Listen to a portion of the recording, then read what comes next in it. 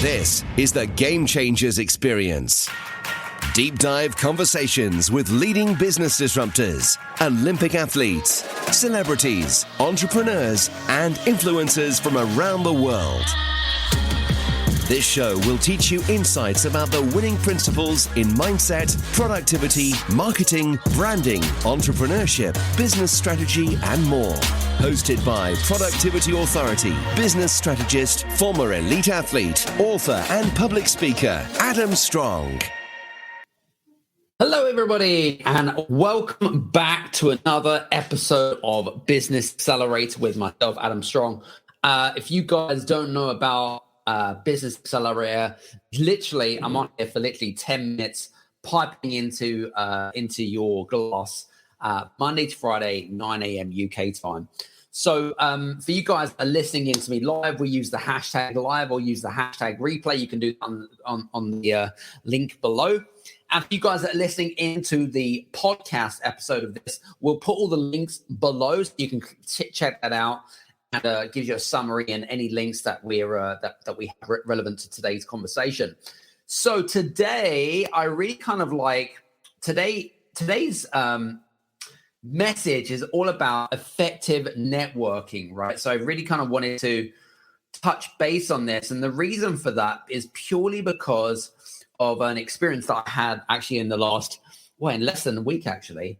But I was going to say, all I ask for you guys to do, if you're listening to me live, okay, use the hashtag live, but also I'm a big endorsement of PLC, which stands for post, like, or comment. Okay, so if you're listening to me live, okay, do me a favor, put a PLC down there, okay, and we're on LinkedIn Live, and we're also on YouTube and on Facebook. So welcome. If you're listening to me on LinkedIn or on YouTube, or I'm not connected or whatever it is, in my LinkedIn profile, you'll see my profile picture, and you'll also see a bell. Make sure you click on that bell, click on it as activated, and every time we go live, you'll get notifications.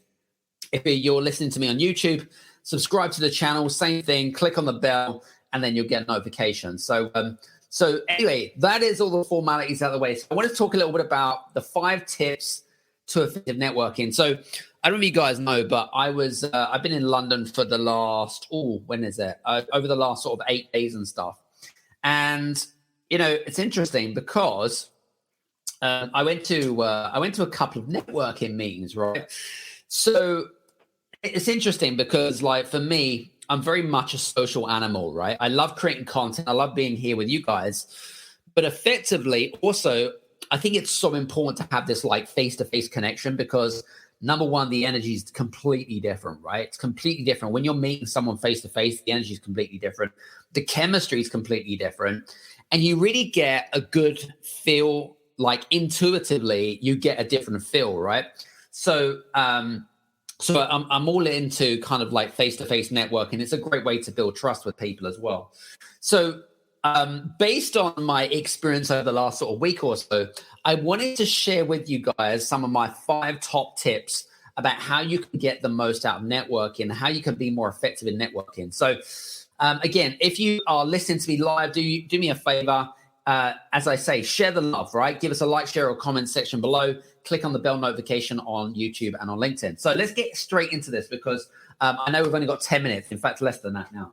So my first one is, my first big tip in terms of like networking is to let other people go first. So when you meet someone for the very first time, right, what you really want to do is you really want to allow the other person to speak first, okay? Really important because I always find that depending on who you're actually speaking to, you can then articulate what you're actually going to say to the individual person, whatever it is, in a particular way. So, and you can kind of formulate, so when you approach a certain person, whoever that might be, for example, then we may have a slightly different approach to the way we approach the individual. So let the other person go first. That's tip number 1. Tip number 2, rather than kind of going in with the analogy or starting up the conversation, is most people will come up to you or you go up to the individual and say, what do you do? Right. And that's kind of, for me, is one of the most it's not really for me an ice-breaking conversation, because I think a lot of people, especially in a networking situation, right, is when it comes to meeting people, rather than asking people what they do, like as in not in profession, but thinking about like, think of it from what is the result that you deliver for people? What is like the benefits of why you do what you do? Like, what is your purpose? People are more interested in learning about what people's purpose is rather than understanding like, what do you do as in profession, right? So it's kind of, in a way, it's a trick question, but I like to use slightly different questions. So when I meet someone for the very first time, I'll compliment them. We never, as human beings, we love to get compliments. We never get enough of it. So you might go up to an individual and say, "Oh, I love your tie, or I love your suit, or I love the dress that you're wearing today. You seem very successful. What drives you? What motivates you? Right? What would you say is the secret ingredients of success? How do you define success?" So rather than kind of going in with the analogy of what do you do, right? Because most people really don't care what you do. They don't care what you do because, in the ideal world of human beings, we can all be very, very selfish. But if you actually come in from an angle of, I'm interested in this individual, okay, and you compliment them, then automatically you're lowering someone's barriers to entry, right? Because you've got to learn to develop the trust element, okay? So really super important. So that was tip number 2. Tip number 3, find out what's important to the individual. Like, find out what's important to them. Is charity important to them? Is time important to them? Is what they do on a day-to-day basis important to them? Like, find out exactly what's important to them. Because again, if you find out what's important to them, then what you can do is you can articulate questions and have conversations based around their common interests. Again, it's a great way to find commonality, to find exactly like if there's great synergy between individuals. Because remember, people don't buy products or services. They buy you as an individual, right? They buy people. That's effectively the first rule to relationships and success. They buy you as a person first, right? So I really kind of want you to get that into your head. Really super important. So that's tip number 3.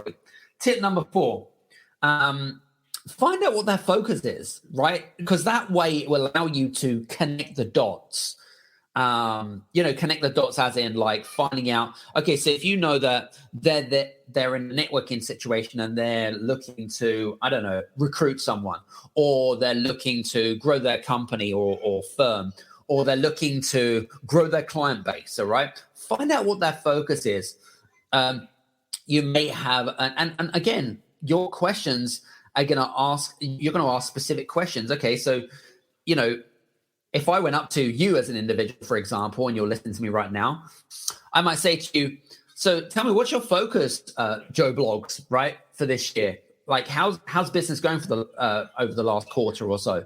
And then, what brings you here to this event, right? That's always a really good analogy.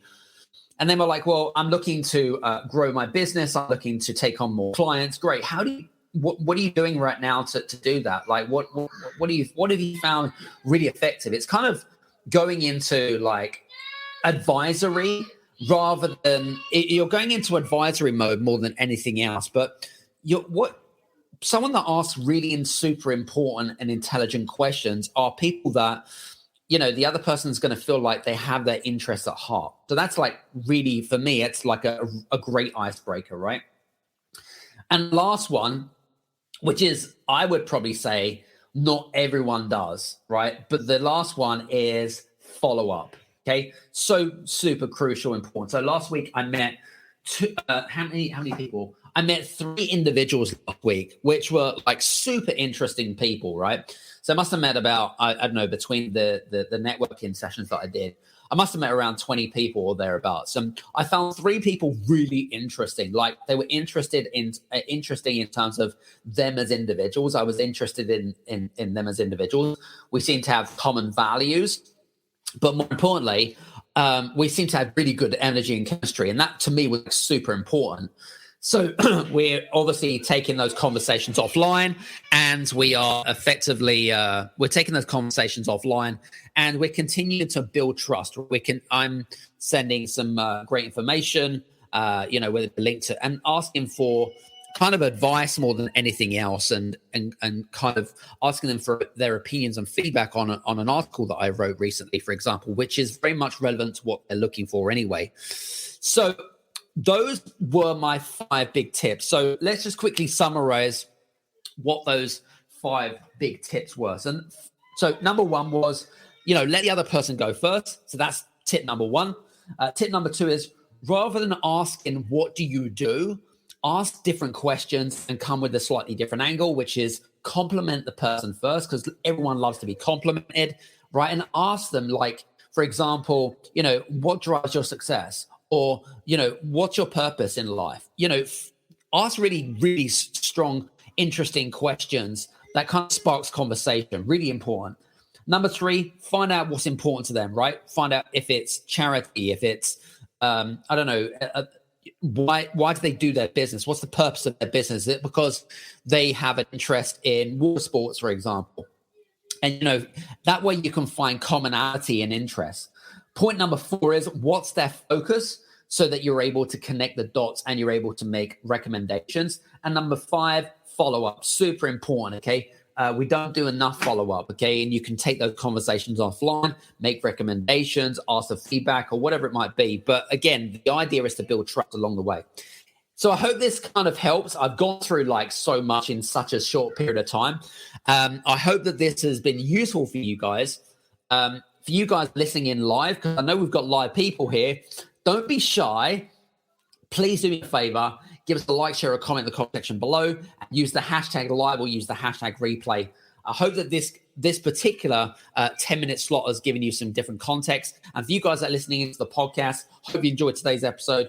We're going to be doing this again shortly. And if you haven't already done so, follow me on LinkedIn, click on the bell notification, or on YouTube, of course.